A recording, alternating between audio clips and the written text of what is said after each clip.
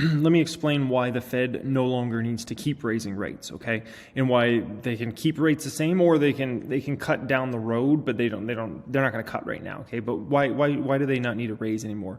The reason being is now we have CPI that is less than Fed funds rate. So basically, I mean, Fed funds rate is 5% plus right now, and CPI is now under 5%.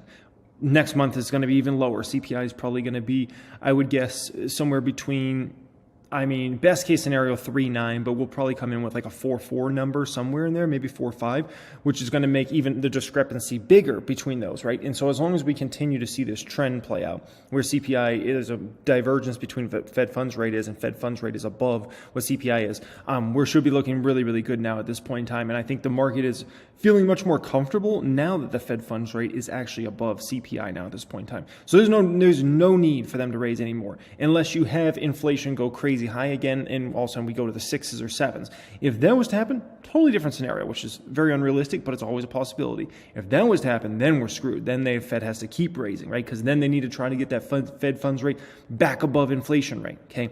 Not very realistic. That's the good news. It's always a possibility. Do always be prepared for these things. That's why you should always have some hedges on in your portfolio, right? That's something I certainly do. So as I was saying a lot last year, right? A lot of the bear cases didn't make a whole heck of a lot of sense, right? And because a lot of these folks and these Wall Streeters, and I would react to these videos, right? Where a lot of these Wall Streeters were so bullish on natural gas, so bullish on oil. And this was, mid 2022, back half of 2022. And, this is where you need to be positioned, and cyclicals and things like that. And it didn't make any sense. And I'm like, there's these extraordinary opportunities in the greatest companies in the world down 50, 60, 70, 80%. Like, this is where the real opportunities are. It seemed like they were just chasing benchmarks around, in my personal opinion. And the case didn't make sense because they were calling for a recession 2023.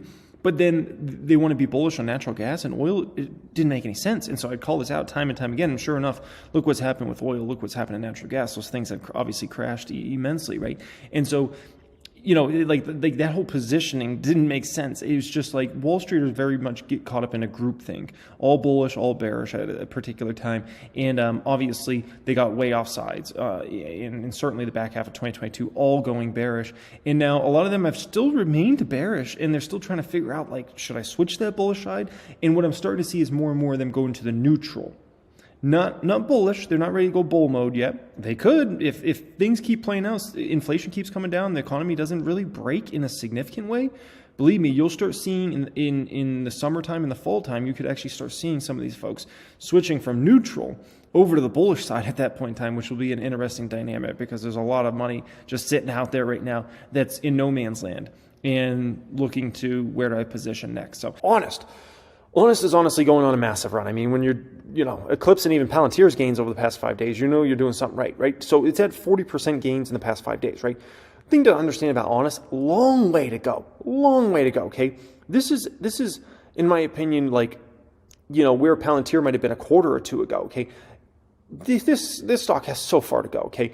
We still got to see the margins get back to the 30s, okay? Wait to see where the stock price is at when they get their margins back to the 30s, which I'm 100% convinced Carla's on the right track, and she'll get these margins back to the 30s, okay? And then we can go from there and then talk about 35s and 40s and things like that after that. But in my opinion, she's going to get those margins back to the 30s, and wait to see what happens to the stock price when those margins go back to the 30s over the next few quarters, okay?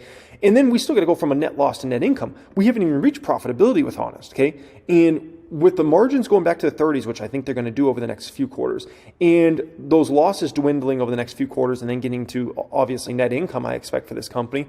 I mean, wait to see what happens with that stock price when that happens. Oh my gosh, okay, that's going to be a whole different kind of game change in regards to that one, especially when you're in the gulag, okay? When you're in the gulag, and you can put up those sorts of numbers, that's how you get out of the gulag, and that's what I see playing out there.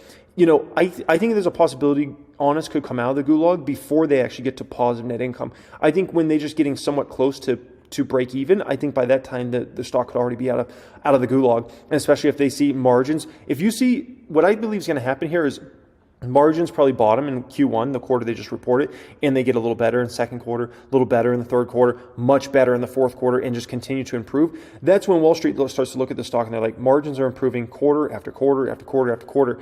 And Honest long term should be a margins in the 40s. That's where it should be long term. And so this is an early stage margin game there and profitability story there. Okay, let's talk about a few Jack Jackson companies. We haven't spoke about these in a while, right? And that's because the Jack Jackson industry has been really kind of boring. Avant, I have spoken about it a few times. Their numbers have been tremendous out of that company, okay? So my opinion is in this space, companies like Avant and Planet are in their bottoming phase here in the first half of this year. And I believe these stocks will show strength in the second half of this year and obviously moving into future years. They've just been in a bad place. I mean, the whole industry's been in a bad place. Federal legalization, a lot of people aren't confident that's coming anytime soon. You had a lot of these companies in the MJ space, right, the Jack Jackson space, that were way over leveraged and have gotten themselves in a lot of problems in 2022 and 2023, and basically have had to face bankruptcy, which means liquidating a lot of product, which means pricing plummeting. It looks like pricing has really started to stabilize in the space, and when I see pricing stabilize like that, like it is, I believe that that's a bottom for the market, and I believe we're going to kind of trend up from here. And in the second half of the year, you'll see a lot of strength in these sorts of stocks, and that's what I believe will play out. We'll see what happens, obviously, and I think there's also going to be a lot more clarity in the industry in general, and for a lot of these stocks, and so. That's my opinion. We'll see what happens, obviously. Vegas remains strong. I think Planet is going to put up some extremely strong numbers this summer out of the Vegas location. I think it's going to be packed. This is also year 3 of the Orange County location. I would not be surprised. A lot of times for physical retail locations, you see a big kind of game change for your business in the 3rd year. And so I wouldn't be surprised if the Orange County store is going to be really strong this summer as well. And if they start posting some really positive numbers for the first time in a long time, the stock price will reflect, and you'll see it kind of, go up quite substantially in quite a quick amount of time. We'll see what plays out. That's what I believe is going to happen there with those sorts of stocks. Okay. Next thing I want to show you guys here. Okay. Texas Roadhouse had earnings. This is a dividend stock I've been buying recently. I want to show you guys what an A- quarter looks like. Is it an A+? No, but this is a great quarter, okay? Revenue up to 18% roughly on a year-over-year basis. That's an incredible number there. Income from operations, this is the one thing I wasn't happy with, because obviously this grew at quite a bit less than revenue. I really want to see, income from operations being up as far as a percent, roughly in line with revenue. So that was why I gave it an A- and not an A+ quarter, right? As far as net income, up quite substantially, not up quite as much as obviously revenue was up, but still up in a pretty nice way.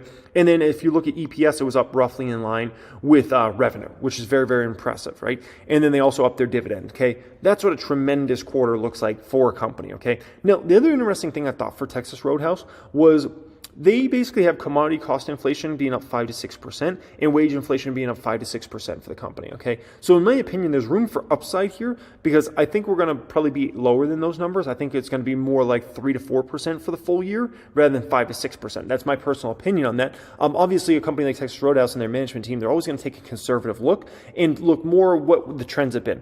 Guess what? Trends, if you look at trends for inflation, we've been in kind of 5 to 6% numbers. So that's what somebody like a Texas Roadhouse is going to look at, and they're going to say, okay, we're going to roughly stay in here, right? They don't want to say we expect 3 to 4% and then 5 to 6% comes in, right? Then they look like, what are you guys judging this off of? They can't be predictors. They just have to look at what they're looking at and make those judgments, okay? And so I actually see room for upside for a company like Texas Roadhouse, and I wouldn't be surprised if in the back half of this year you actually see Texas Roadhouse accelerate their net income versus their revenue, okay? That's my personal opinion in regards to that, okay?